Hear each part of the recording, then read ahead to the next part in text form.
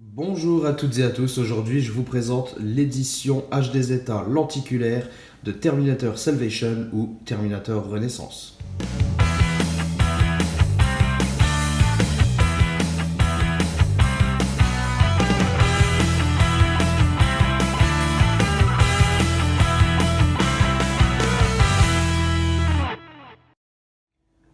Alors oui, je vous l'accorde, Terminator Salvation Renaissance est vraiment très différent des trois premiers opus, ça c'est certain.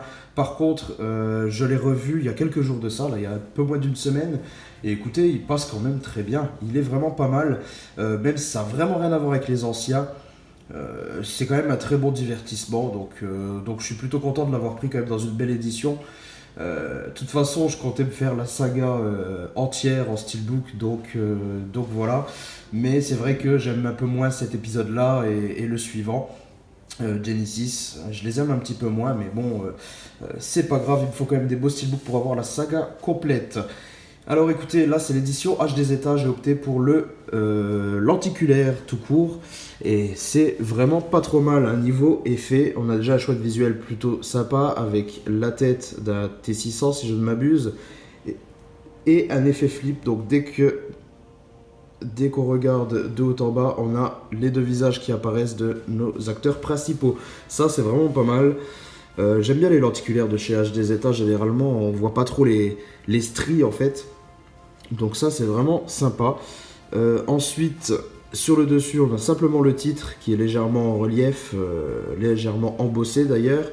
En dessous, rien de particulier, on a simplement les caractéristiques. Et par contre, sur la tranche, on a, hop là, dans le bon sens c'est mieux, le titre et quelques logos.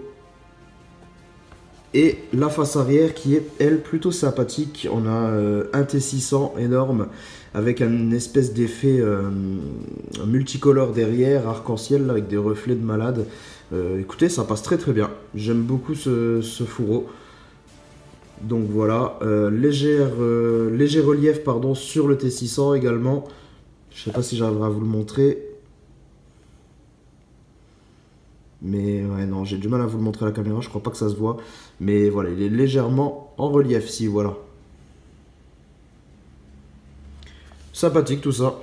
Ensuite, à l'intérieur, vous retrouverez l'habituelle petite carte avec le numéro de l'édition dessus. Malheureusement, chez HD Zeta, c'est pas les cartes les plus belles, hein. Elles sont pas brillantes déjà, et puis il n'y a aucun relief dessus sur le chiffre. Donc je trouve cette carte pas forcément hyper utile chez eux. Voici donc l'arrière. Ensuite, à l'intérieur, ça par contre j'aime bien chez HD Zeta. Pour tout ce qui est petits goodies, cartes, etc., c'est mis dans une pochette.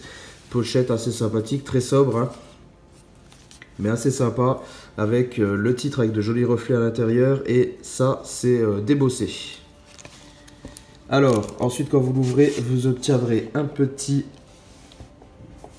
livret rigide, visuel avant, verso. Et donc, il me semble que ce sont que des photos. Ouais. Ouais, chez eux, c'est que des photos. Alors, c'est pas vraiment brillant, mais bon, les photos sont plutôt sympas quand même. Disons que la rigidité du livret donne quand même un sacré avantage comparé aux livrets qui sont tout souples, qui font un peu beaucoup plus cheap, je trouve. Oh, quelques photos sympas. C'est cool. Voilà. Ensuite, dans la pochette, toujours, vous retrouverez aussi les cartes, format carte postale, les photos. Les photos, format carte postale, c'est un peu plus français. Hop. Donc les voici.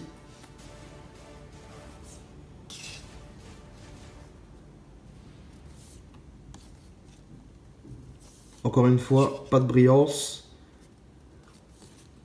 Mais par contre, très bonne résolution pour les photos, hein.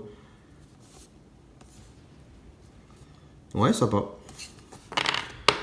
C'est pas trop mal. Voilà, on a fait le tour de tout ce qu'il y avait à l'intérieur. Maintenant, on va peut-être voir le plus intéressant, c'est le steelbook. Et le voici. steelbook que pour ma part je trouve vraiment sympa, même si on aurait aimé avoir un type cadre. En tout cas le visuel choisi me plaît pas mal. Le T600 là, avec son énorme sulfateuse, c'est vraiment très très beau. J'aime bien. En plus, on a une finition glossy vraiment vraiment impeccable, hein, comme souvent sur les éditions premium. Mais là, c'est vraiment un vernis miroir, quoi. C'est vraiment magnifique. Ensuite, on a le titre qui est en plus débossé, si je ne me trompe pas. C'est bien ça, débossé. Voilà, dommage juste qu'on ait, des petites écritures au-dessus. Ça, c'est un peu moins intéressant. Mais voilà, globalement, très satisfait de cette face. Même si un type cadre aurait été bien sympathique. Ensuite, sur la tranche, simplement le titre, rien de particulier à signaler, et quelques petits logos. Au-dessus, le Blu-ray. Voilà. Et la face arrière. On retrouve encore une fois nos deux acteurs principaux. Sur un visuel pas trop mauvais, avec quelques reflets métalliques à noter dans le ciel, derrière en arrière-plan. Tout ce qui est un peu doré, ça ressort pas mal. Voici donc la vue d'ensemble. Ouais, il est franchement pas dégueu, hein. À savoir qu'il est toujours en stock, je crois. En tout cas, quand je l'ai acheté, il était toujours en stock sur HD Zeta. Donc je sais pas, il doit pas trop plaire. Ou alors c'est l'épisode qui ne plaît pas vraiment. Mais il est toujours disponible. Je l'ai commandé direct chez eux. Voici la sérigraphie du disque. Qui est vraiment sans plus, honnêtement, sans plus. Si je me trompe pas, ça ressemble beaucoup à la sérigraphie du français. Attendez, je vais regarder. Je l'ai là sous la main. Ouais, bah vous voyez. Voilà. Identique. Donc voilà pour la sérigraphie du disque. Et côté artwork interne, le voici, le voilà. Il est plutôt sympa. Bon, ça fait beaucoup de T600 hein, quand même à mon goût. Mais c'est l'objet même du film en même temps. Voilà.